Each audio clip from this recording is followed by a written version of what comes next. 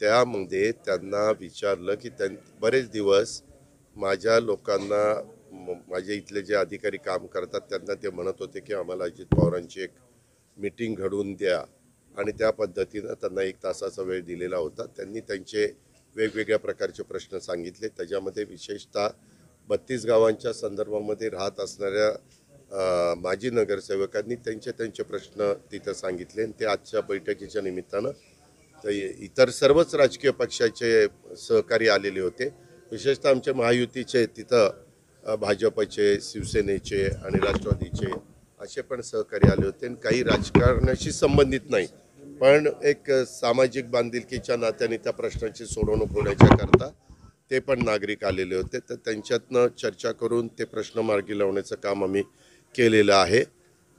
वेगवेगळ्या पद्धतीनं अलीकडच्या काळामध्ये वॉर्ड रचना झाली, प्रभाग रचना झाली, त्याही संदर्भामध्ये त्यांनी काही म्हणणं त्यांचं मांडणं तर त्याच्यामध्ये ज्यांचं काही म्हणणं होतं त्याच्याबद्दल ते तिथं व्यक्त करायला मी सांगितलेलं आहे.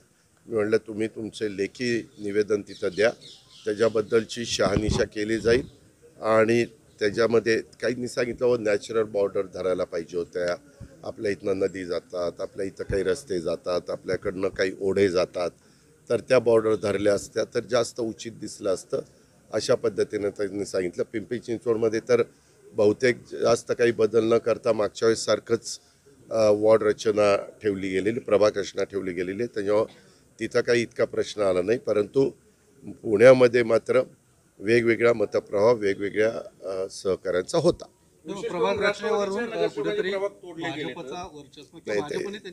आम्ही तो आमचा अंतर्गत प्रश्न आहे महायुतीचा, आम्ही तिथं वरिष्ठ पातळीवर बसून मिटू. मी कुठलाही नारा दिला नाही. ज्यावेळेस नारा द्यायचा आहे त्यावेळेस तुला बोलून तुला सांगून तो नारा देईन. ते चुकीचं सांगितलं. ह्यामध्ये आम्ही मुख्यमंत्र्यांनी एकनाथरावांनी ठरवलेलं आहे की एकदा अंतिम चित्र स्पष्ट झाल्यानंतर आपण महाराष्ट्रात कुठल्या कुठल्या शहरात कशा कशा पद्धतीनं जायचं, ग्रामीण भागात कशा कशा पद्धतीनं जायचं, तशा प्रकारचा निर्णय आम्ही राज्य स्तरावर घेऊ. जरांगे पाटलांचं आंदोलन सुरू आहे ते माझं मी ठरवीन. त्याच्यामध्ये तुम्ही कोणी फार काळजी करण्याचं कारण नाही. दादा, जरांगे पाटलांचं आंदोलन सुरू आहे. आज शिंदे समितीचे शिष्टमंडळ देखील भेटायला गेलं होतं, मात्र आंदोलन मागे घेण्यास तयार नाहीये. हे का अशा वेळेस प्रयत्न करणं हे आपलं काम असतं. राज्य सरकार अतिशय युद्ध पातळीवर त्याच्या संदर्भातला प्रयत्न करतं. चर्चा करून आमची सगळ्यांची भूमिका सकारात्मक आहे. मार्ग त्याच्यातनं निघाला पाहिजे आणि हीच भूमिका मुख्यमंत्र्यांची, दोन्ही उपमुख्यमंत्र्यांची, ह्या ज्या कमिटीचे अध्यक्ष आमचे राधाकृष्ण विखे पाटील साहेब आणि त्यांची जी कमिटी आहे जवळपास एक 10-1 लोकांची मंत्रिमंडळातली ती कमिटी आहे, 10-11 अशा ते सगळे बसून त्याबद्दल त्या संदर्भात त्यांच्याशी चर्चा करतील. चर्चा केल्यानंतर कुठं ना कुठं मार्ग निघू शकतो. हा आजपर्यंतचा राज्याची निर्मिती झाल्यापासून आजपर्यंतचा अनुभव आहे. जरांगे असं म्हटले की राज्यात जर अस्थिरता निर्माण झाली तर त्याला फडणवीस जबाबदार असतील, ही परिस्थिती आणखी चिघळू देऊ नये. ह्यामध्ये जे उपोषणाला बसतात ते त्यांची भूमिका मांडतात. लोकशाहीमध्ये संविधानाने त्यांना तो अधिकार दिलेला आहे, त्याच्यामुळे त्यांनी त्यांचं मत मांडलेलं आहे. आम्ही त्यांना त्याच्यातून मार्ग काढण्याच्या करता वेगवेगळ्या पातळीवर चर्चा करून कसं हे सामोपचाराने मिटेल, उपोषण संपेल, हा प्रयत्न राज्य सरकारचा चालू आहे. मुख्यमंत्री आंदोलनाच्या दरम्यान एकाकी पडलेत असं साधारण दिसते. नाही ते एकनाथ शिंदे दऱ्याला निघाले, त्याच्यामध्ये तुम्ही एक मिनिट, एकटे राहतात असं चित्र निर्माण. असं काही चित्र नाही आहे. कालच आम्ही मुंबईमध्ये होतो, आज 1 दिवस पुण्याला आलेलो आहे, उद्याही मुंबईला जाणार आहे. काय आपल्याला अडचण नाही. आपल्याला एक माहिती का, हे आरक्षण कधी दिलेलं आहे? 50% संदर्भामध्ये सुप्रीम कोर्टाने जे आदेश दिले त्याच्या आधीच आहे. जरा पत्रकार मित्रांनो नीट माहिती घ्या. हे नाही तुम्ही हे विचारू नका ना. हे मी कुणी काय म्हणलं त्याला उत्तर मी द्यायला नाही. मी आज दिवसभराच्या काय मीटिंग घेतल्या त्या सांगायला तुमच्याकडे आलेलो होतं. तुमची नेहमीची सवय आहे. तुमचे हे प्रश्न संपले की यांनी हे विचारलं, त्यांनी ते विचारलं, त्याच्याबद्दल ज्यांनी ज्यांनी जे सांगितलं ते त्यांचं मत आहे. त्या मताशी माझा तसा काही दुरान्वय पण संबंध नाही. मी एवढंच बघतो, राज्य कायद्याने चालावं, नियमाने चालावं आणि लोकशाही पद्धतीनं चालावं आणि जनतेच्या साधारण जो कल आहे. आज मला तुम्हाला एक गोष्ट सांगायची, 3000 एकर जमीन आम्ही जी काही विमानतळाच्या करता घेतो त्याच्यामध्ये जिल्हाधिकाऱ्यांनी मला मागे सांगितलं होतं की एक्झॅक्ट कुठली ते जे आम्हाला नंबर दिले तर आम्ही पुढं काम करू शकू. तर त्यांनी काम सुरू केलेलं आहे. आज अनेक तिथल्या मान्यवरांना, तिथल्या सरपंचांना, तिथल्या ह्या विमानतळाच्या बाबतीमध्ये त्यांची काही भूमिका होती त्यांना आम्ही भेटलेलो आहे. आत्ता पण काही एक शिष्टमंडळ भेटून गेलेलं आहे आणि त्याच्यात जवळपास 1400 एकर जमिनीच्या संदर्भामध्ये त्यांनी सकारात्मक भूमिका घेतलेली आहे. अशा अर्थामनामध्येच कुठं बिहार काढला, त्याच्यामध्ये महाराष्ट्रात आहे ना, आपल्या पुण्यात आहे ना आपण, त्याच्यामध्ये बिहारला नितीश कुमार बघतील, लालू बघतील, काय तुला करायचं थांब जरा. तर त्या पद्धतीनं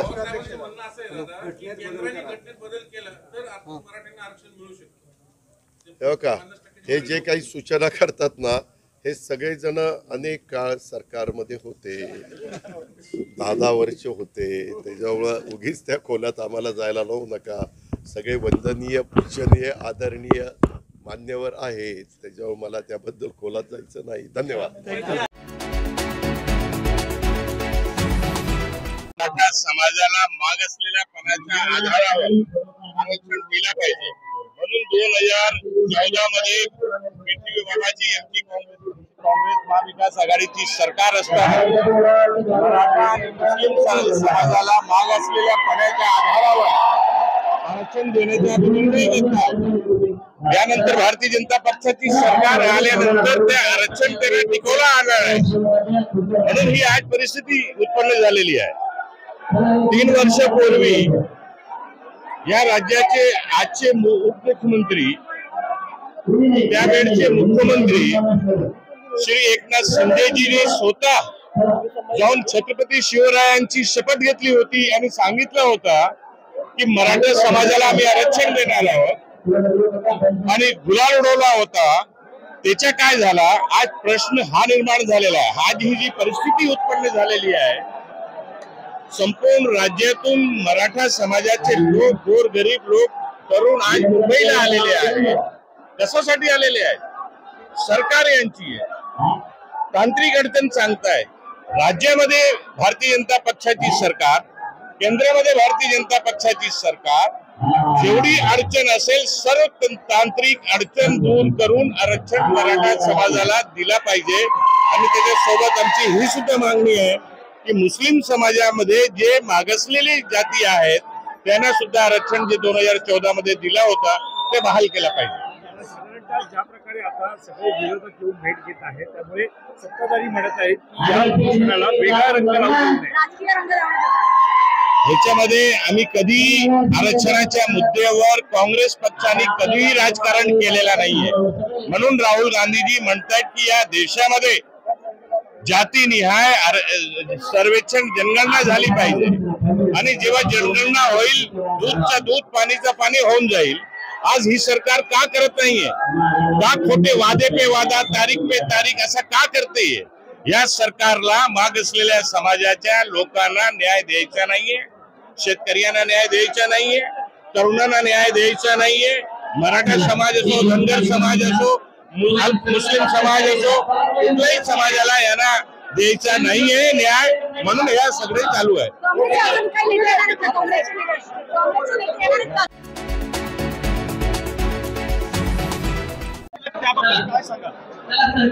नाही, मला उद्धव साहेबांचा फोन आला होता आणि नेमकं त्यावेळेस मी व्यासपीठावर मनोज पाटील जरांगे साहेबांसोबत बसलेलो होतो, उपोषणात सहभागी झालेलो होतो.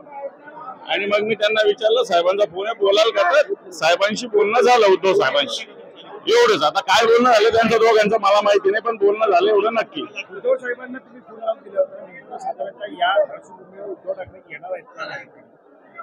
मला असं वाटतं आम्ही म्हणजे उद्धव साहेबांचेच प्रतिनिधी आहोत. संजय जाधव आहेत, ओमराजे निंबाळकर आहेत, कैलास पाटील आहेत. आम्ही सगळे उद्धव शिवसेनेचा नेता आहे आणि म्हणून मला असं वाटतं ज्या अर्थी आम्ही आहोत त्या अर्थी साहेब इथं आहेच आहे. एक प्रश्न असा आहे की ओबीसीतून ते आरक्षणाची मागणी करतात, ओबीसीतूनच मराठ्याला समाजाला आरक्षण द्यावं का, शिवसेनेची भूमिका आहे का? हे पहा, मी इथं एक मराठा म्हणून इथं आलेलो आहे. जे आरक्षण आधीच्या सरकारने देवेंद्र फडणवीसांच्या सरकारने दिलं होतं त्यावेळेस बेसिक राज्याला 50% वर आरक्षण देता येत नसताना यांनी ते आरक्षण देऊन सरकारची फसवणूक केली. आताचा मुद्दा आहे की मराठवाड्यामध्ये विशेषतः हैदराबाद गॅझेटचा मुद्दा आहे, सातारा गॅझेटचा मुद्दा आहे. हैदराबाद गॅझेट असा आहे की महाराष्ट्र किंवा देश 15 ऑगस्ट 1947 स्वतंत्र झाला आणि मराठवाडा हा 17 सप्टेंबर 1948 आणि म्हणून या 13 महिन्याच्या काळात मराठवाड्यातल्या या नोंदीकडे दुर्लक्ष झालेलं आहे आणि मराठा आमदारी भूमिका आहे. मराठवाड्यामध्ये ओबीसीचं प्रमाणपत्र देताना या हैदराबाद गॅझेटची नोंद घ्यावी, हा साधा विषय आहे. दुसरा प्रश्न, तुमच्यावर होत असलेला आरोप, उद्धव ठाकरे मुख्यमंत्री असताना त्यांनी आरक्षण का दिलं नाही, त्यावेळेला त्यांनी का काम केलं? हे पहा, उद्धव साहेब मुख्यमंत्री असताना खऱ्या अर्थानं देवेंद्र फडणवीसांचं सरकार असतानाच त्यांनी ते फसवणूक केलेली होती. राज्याला अधिकार नसताना त्यांनी मराठ्यांना रिझर्वेशन दिलं होतं. नेमकं उद्धव साहेबांचं सरकार आलं आणि नंतर सुप्रीम कोर्टामध्ये ते आरक्षण राहिलं नाही. याला कारण या देवेंद्रजीच्या सरकारने दिलेलं आरक्षणच बेसिक चुकीचं होतं आणि म्हणून ते टिकू शकत नाही. जे वकील आता देवेंद्र फडणवीसांच्या सरकारच्या काळात तेच त्याच उद्धवजींच्या काळात होते. परंतु न्याय व्यवस्था ज्या पद्धतीनं सत्ताधारी पक्ष जे असताना ज्या पद्धतीनं सक्रियतेनं काम करते तशी ती व्यवस्था केली नसेल, तेव्हा मला असं वाटतं उद्धवजीवर आरोप करणं चुकीचं आहे. दुसरा दिवस आहे, सरकारने लक्ष दिलेलं नाही. सरकारने लक्ष देण्याची आवश्यकता आहे. सरकारने या आंदोलनाकडे कानाडोळा करू नये. हे आंदोलन सिरियसली घेतलं पाहिजे. या आंदोलनाचा वणवा येणाऱ्या काळात या महाराष्ट्रभर पेटल्याशिवाय राहणार. समितीला पाठवतात, सरकारचे प्रतिनिधी येत नाहीत. शिंदे समितीला मला असं वाटत नाही याच्यात कोणते अधिकार आहे. सरकारला अधिकार आहे. ज्यांनी जी मंत्री समिती नेमलेली आहे तिला अधिकार आहे. तिनं ठोसपणे या ठिकाणी या आंदोलनात मनोज पाटील जरांगे यांना मराठा आरक्षणाविषयी भूमिका स्पष्ट करून सांगितलं पाहिजे. मुंबई अजूनही जाम आहे. मुंबईत अनेक ठिकाणी लोक अडकताय. पाटील पण करताय आव्हान काय मुंबईकरांचे हाल सुरू आहे म्हणजे काय? मराठ्यांनी इथं आंदोलनाला येऊ नये का? मराठा समाजाने आंदोलन करू नये का? मुंबई मराठ्यांची नाहीये का? मराठी माणसाची नाहीये का? हाल सुरू म्हणजे काय? म्हणून आंदोलन काय आज जाहीर केलं का? आंदोलन 2-3 महिन्यापूर्वी जाहीर केलेलं आंदोलन आहे आणि म्हणून मला असं वाटतं उलट मुंबईकरांनी आलेल्या मराठी बांधवांना सहकार्य केलं पाहिजे. उलट सरकार, महानगरपालिका या मोर्चाकडे दुर्लक्ष करते. शौचालय असेल, हॉटेलची खाण्यापिण्याची व्यवस्था असेल, स्वच्छतेची व्यवस्था असेल, हॉटेलमध्ये 20 रुपयाची बाटली 60 रुपयात दिली. सरकारला लक्ष देतात नाही काही. एखादा वडापाव 10 रुपयाचा 50 रुपयाला देत होतो, याच्यावर सरकारला लक्ष देतात नाही का? सरकार म्हणते हाल सुरू आहे. सरकार म्हणते हाल सुरू आहे म्हणून सरकारने व्यवस्था करावी. सरकारने या संदर्भात व्यवस्था करण्याची आवश्यकता आहे. मराठी जे आलेले आहेत या महाराष्ट्रातून मुंबईमध्ये महाराष्ट्रातल्या कानाकोपऱ्यातून यांना मदत मुंबईकरांनी केली पाहिजे. ओके दादा, थँक्यू.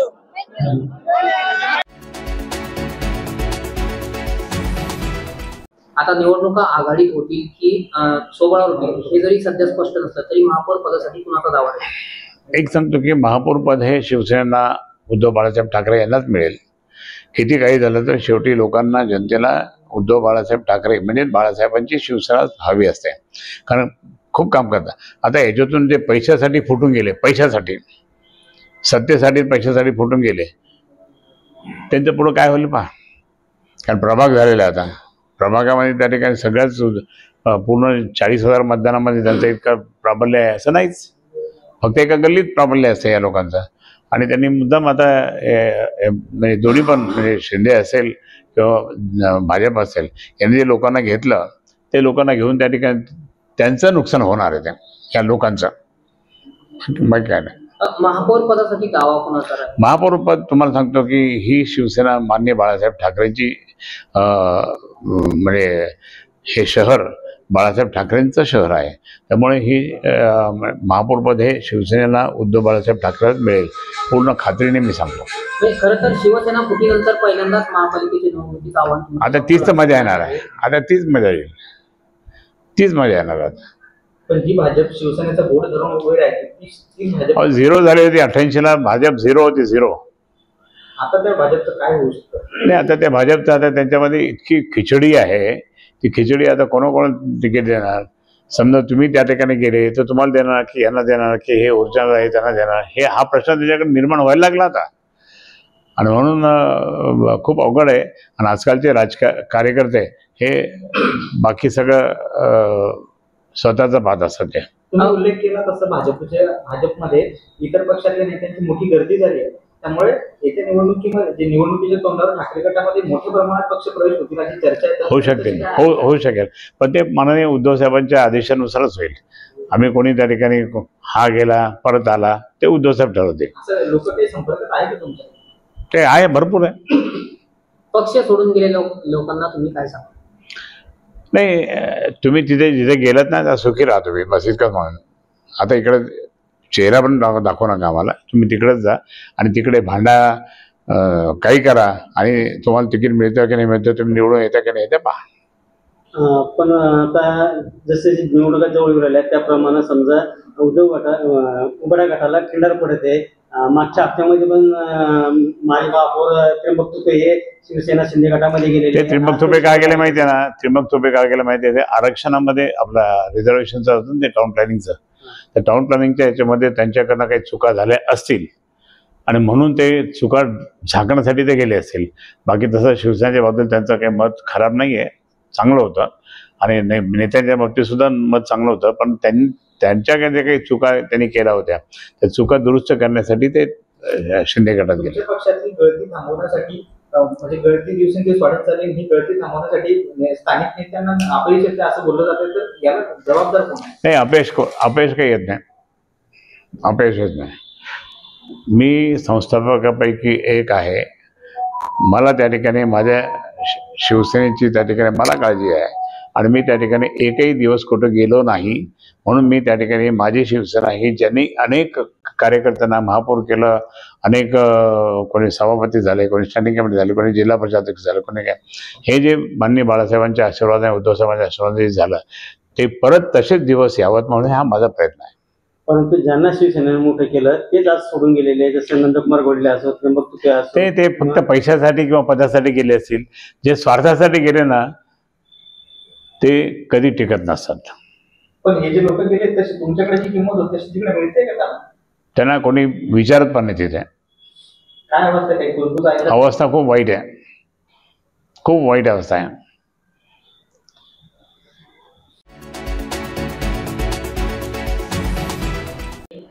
भाजपमध्ये प्रवेश केलाय, इथून व्यास हे जे काही उपशहर कोणी चिल्लर आहे ते चिल्लर लोकांना काय गिनती करायची. आणि अशा चिल्लर लोकांच्या मध्ये मी काय बोलू? मी मोठा शिवसेना नेता आहे. त्यामुळे चिल्लर इकडं तिकडे फिरत असतं, इकडं जा तिकडं जा तिकडं जा असं, आणि काहीच होणार नाही. शिवसेना 40 आमदार गेले, खासदार गेले, शिवसेना फुटली नाही, शिवसेना अभेद्य राहिली उद्धव साहेबांच्या नेतृत्वाखाली. ती सुद्धा आताही सुद्धा अभेद्य राहणार. आणि त्यानंतर पुढे पहा काय काय होतं त्या, फक्त यांचे हाल काय होतं पहा. म्हणजे नंतर यांना वेटिंगवर थांबावं लागेल का इकडे पक्षात यायचं असेल? नाही आता सोड, आता गेले ते गेलेच. जे गेले ते जिथे गेले तिकडे सुखी राहा म्हणा. दुसरा असा प्रश्न, राज्याच्या दृष्टीने महत्त्वाचा असलेल्या मनोज जरांगे यांच्या नेतृत्वात आंदोलन सुरू आहे आणि त्या ठिकाणी जे काही उपोषण करते, आंदोलन करते, त्यांची मोठी गैरसोय मुंबईत होते. सरकार अडवणूक करते असा आरोप होते. नाही, गैरसमज म्हणजे एक तर तुम्हाला सांगतो की इतकं मोठं आंदोलन या ठिकाणी चालू आहे. सरकारने याची दखल घेतली पाहिजे आणि सरकारने याची दखल घेऊन त्या ठिकाणी त्यांना पूर्ण मदत केली पाहिजे. म्हणजे आंदोलकांना आता बरेच वेळेस आंदोलकांना त्या ठिकाणी मदत होतेच की नाही. मग इतक्या मोठे आंदोलन चाललं तर त्या ठिकाणी मदत दिली पाहिजे. जरांगे पाटील एक प्रामाणिकपणे त्या ठिकाणी मराठा समाजासाठी काम करत आहेत, तर त्यांच्या ह्या आंदोलनाला म्हणजे शिवसेनेनी आणि शिवसेना पक्षप्रमुख उद्धव ठाकरे यांनी पहिल्या दिवशीच पाठिंबा दिला. मी सुद्धा त्या दिवशी त्यांच्यासोबत होतो तिथे त्यांच्या गावाकडे.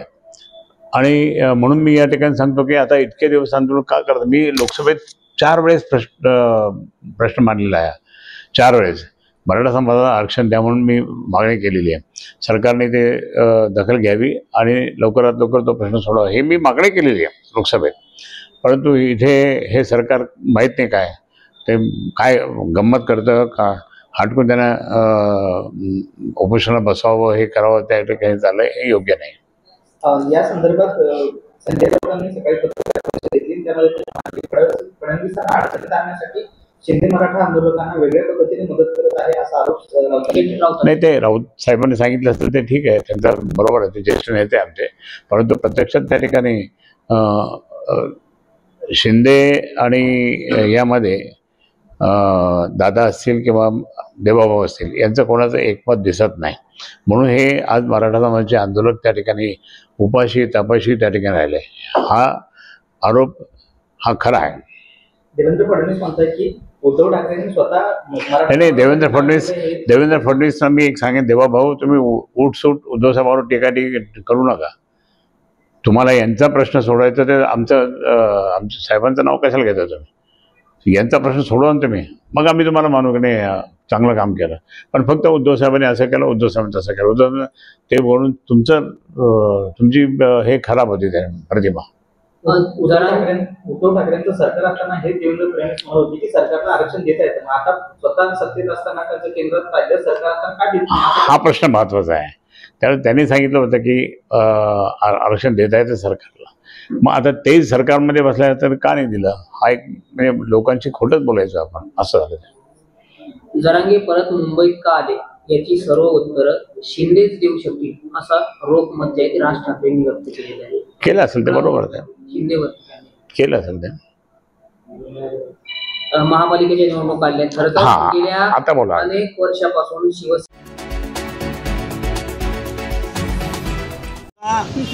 ज्या लोकांनी मनोज जरांगेंना पाठिंबा द्यायला मुंबईला गेले, आमदार खासदार, त्या माणसांनी ओबीसी आरक्षणाबाबत आपली भूमिका जाहीर करावी, त्यांच्या पक्षाने जाहीर करावी. आणि दुसरा मुद्दा, महाराष्ट्र सरकारनं ओबीसी आरक्षणाला धक्का लागत नाही असं वेळोवेळी सांगितलंय. तर तो कसा धक्का लागत नाही याचं उत्तर आम्हाला येऊ घातलेल्या 2 दिवसात महाराष्ट्र सरकारनं द्यावं असं आम्ही दुसरा ठराव मांडलेला आहे. तिसरा ठराव ॲडव्होकेट मंगेशजी ससाने म्हणून या संदर्भामध्ये गेल्या 2 ते 3 दिवसापासून मुंबईमध्ये मनोज जरांगेंचं जे आंदोलन चालू आहे आणि ओबीसी मधून आरक्षण देण्याची मागणी त्यांची होती आहे आणि त्यांना पाठिंबा द्यायला सर्व पक्षीय आमदार खासदार तिथं उघडपणे भूमिका घेतात आहे.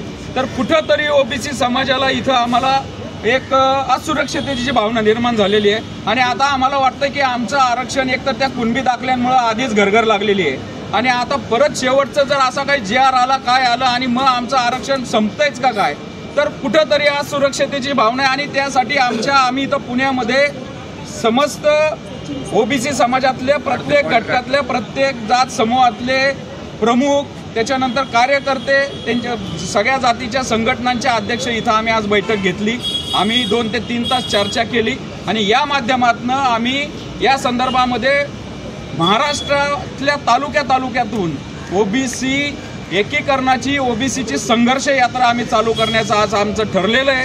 आता या संदर्भामध्ये आमचे वरिष्ठ मार्गदर्शक मग भुजबळ साहेब असतील, प्रकाश अण्णा शेंडगे असतील, पडळकर साहेब असतील आणि इतर पण आमच्या काही संघटना आहेत, काय आमचे बांधव आहेत, यांच्याशी चर्चा करून आम्ही या संघर्ष यात्रेसंदर्भामधले 2 दिवसामध्ये आम्ही तो कुठनं सुरुवात करायची, कोणत्या तारखेला सुरुवात करायची या संदर्भामध्ये आम्ही तो रूट ठरवू, आम्ही ती तारीख ठरवू. तर या सगळ्या याच्यातनं ओबीसीच्या आरक्षणाचं संरक्षण करण्याची आता आम्ही हा एल्गार केलेला आहे, ही वज्रमूठ केलेली आहे. मुळामध्ये सर्व पक्षीय आमदार खासदार पक्षाचे प्रवक्ते हे जर मनोज जरांगेंना सपोर्ट करतात तर त्यांच्या मागणीला त्यांचा सपोर्ट आहे का? ओबीसी मधनं आरक्षण कसं देणार आहे? मग 10% SCBC आरक्षण हे कोणतं? मग EWS आरक्षण सोडलंय का? अनेक प्रश्न अनुत्तरित आहेत आणि महाराष्ट्र सरकार ज्या पद्धतीने बॅकफूटला जाऊन मनोज जरांगेंच्या यांना उत्तर देत नाहीये. त्यामुळं कुठंतरी गोंधळलेलं सगळं आमचा ओबीसी समाज आहे. मुळामध्ये आमच्या विद्यार्थ्यांचे ॲडमिशन, आमच्या नोकऱ्या, आमचे स्थानिक स्वराज्य संस्था आता निवडणुका आलेल्या आहेत. आम्हाला 56,000 जागा त्याच्यामध्ये मिळतात, पण मुळात 10 ते 15 वर्षात कुणबी दाखल्यांनी ते आमच्या जागा निम्म्याने कमी केलेल्या आहेत. आणि आता या ज्या हो घातलेल्या स्थानिक स्वराज्य संस्थांच्या निवडणुका आहेत, मग त्याच्यामध्ये परत आमचे काय हे असेल, आम्हाला कुठं प्रतिनिधित्व मिळेल का, आम्हाला उमेदवार दिल्या जातील का, राजकीय पक्ष तिकीट देताना ओरिजिनल ओबीसींना तिकीट देणार आहेत का, या डुप्लिकेट जे दाखले आता निवडणुकीच्या तोंडावर घेऊन आलेले आहेत त्यांना देणार आहेत, हे सगळे आमचे प्रश्न आहेत. या प्रश्नाबाबत सर्व पक्षांच्या नेत्यांनी, पक्षाच्या प्रवक्त्यांनी उघड भूमिका, ती पण जाहीर आणि ती पण पब्लिश करून आमच्या महाराष्ट्रासमोर ओबीसींसमोर आणली पाहिजे. अन्यथा येणाऱ्या या स्थानिक स्वराज्य संस्थांच्या निवडणुकामध्ये आम्ही स्पष्ट आणि रोखठोक भूमिका घेणार आहोत. या संघर्ष यात्रेच्या माध्यमातून आम्ही गावगाड्यातला अलुतेदार बलुतेदार मायक्रो ओबीसी आम्ही सगळ्यांची मोड बांधणार आहे आणि आम्ही तेवढीच ताकद दाखवू. सरकारला पण आमचं काय म्हणणं आहे याची दखल घ्यावी लागेल. आंदोलनाचं स्वरूप काय असणार आहे? आजच्या बैठकीमध्ये असे अनेक 6 आमचे ठराव झालेले आहेत. ज्या गेल्या 2 वर्षापासून ओबीसीचं राजकीय अस्तित्व संपवण्यासाठी जो सर्वच प्रस्थापित मंडळीनं डाव रचलेला आहे, यामध्ये सर्वच पक्षातील शरद पवारांपासून तर एकनाथ शिंदे असतील किंवा अजित पवार असतील आणि त्यामध्ये उद्धव ठाकरेंच्या पक्षाचे सुद्धा अनेक आमदार खासदार म्हणजे सर्वच पक्षाचे आमदार खासदार मंत्री त्या जरांगेच्या पाया पडतात आणि ओबीसी म्हणजे तुम्हाला जरांगेच्या मागणीला आमचा पाठिंबा आहे म्हणतात आणि इकडे ओबीसी मध्ये आल्यावर म्हणतात आमचा ओबीसीला बी पाठिंबा आहे. पण त्यांनी स्पष्ट केलं पाहिजे ओबीसीतून द्यायचंय, त्या ओबीसीच्या आरक्षणाला धक्का न लावता पाठिंबा दिलाय, परंतु जरांगेच्या मागणीला पाठिंबा आणि जरांगेची मागणी स्पष्ट आहे. जरांगे फक्त ओबीसीतूनच आरक्षण मागतोय, कारण आताच नुकतंच त्याला एससीबीसी मधून सुद्धा आरक्षण दिलं, त्याच्यासाठी उपसमिती सुद्धा नेमलेली आहे आणि त्यांच्या अनेक त्यांना सवलती दिलेल्या असताना सुद्धा जरांगेचा हट्ट आहे की ओबीसी मधूनच आरक्षण मिळालंय आणि हे पूर्ण आमदार खासदार मंत्री त्यांना जाऊन भेटून त्यांना पाठिंबा देण्याचं काम करत असेल तर ओबीसीचं अस्तित्व धोक्यात आहे. यासाठी आजची ही व्यापक बैठक खरं तर ही सुरुवातीची बैठक आहे, परंतु या बैठक झाल्याच्या नंतर आज आम्हाला नक्कीच या पूर्ण महाराष्ट्रातून आमचे प्रमुख मंडळी, या प्रमुख स्वयंसेवक यामध्ये आलेत, समन्वयक आलेत आणि त्यांनी नक्कीच आम्हाला सांगितलंय की आपल्याला संघर्ष यात्रा काढायची आणि ही संघर्ष यात्रा नक्कीच आमचे देशाचे सर्वोच्च नेते नामदार भुजबळ साहेब असतील, आदरणीय बाळासाहेब आंबेडकर असतील, वडेट्टीवार साहेब असतील, आमचे ओबीसी मधील सावे असतील, गोरे असतील, दत्तामामा भरणे असतील, पडळकर साहेब असतील, आमचे पंकजाताई मुंडे असतील, धनंजयजी मुंडे असतील, हे सर्व आमच्या आणखी काही जे ओबीसीचे आमदार मंत्री असतील यांची आम्ही भेट घेणार आहोत आणि या सर्व नेत्यांचे चर्चा करून आम्ही संघर्ष यात्रेची तारीखच सुद्धा लवकर जाहीर करू आणि ही संघर्ष यात्रा या राज्यामध्ये 55 ते 56% असणारा ओबीसी समाज म्हणजे तुम्ही जरांगेच्या 12 ते 15% असणाऱ्या जरांगेच्या आंदोलनाला तुम्ही घाबरता आणि जर त्या आंदोलनाला घाबरून जर राज्य सरकार ओबीसीच्या पाठीत खंजीर खुपसत असेल तर या 55% ओबीसींची संघर्ष यात्रा माळेगावच्या खंडोबाहून तर ती मुंबईपर्यंत जाईल आणि ती राज्य सरकारला झेपणारी नसेल. कारण आम्ही आजपर्यंत बघतोय राज्य सरकारमधले तत्कालीन मुख्यमंत्री एकनाथ शिंदे मागचे त्यांनी आम्हाला असंच ओबीसीच्या आरक्षणाला धक्का न लावता आम्ही आरक्षण देतोय, ओबीसीला कुठलाही धक्का न लावता त्यांनी आमच्या 58 ते 59 लाख बोगस कुणबी नोंदीद्वारे ओबीसीच्या पाठीत धक्का नाही बुक्का घालण्याचं काम केलंय. त्या माध्यमातून आम्ही नक्कीच हे ओबीसी मध्ये जनजागृती करून येणाऱ्या स्थानिक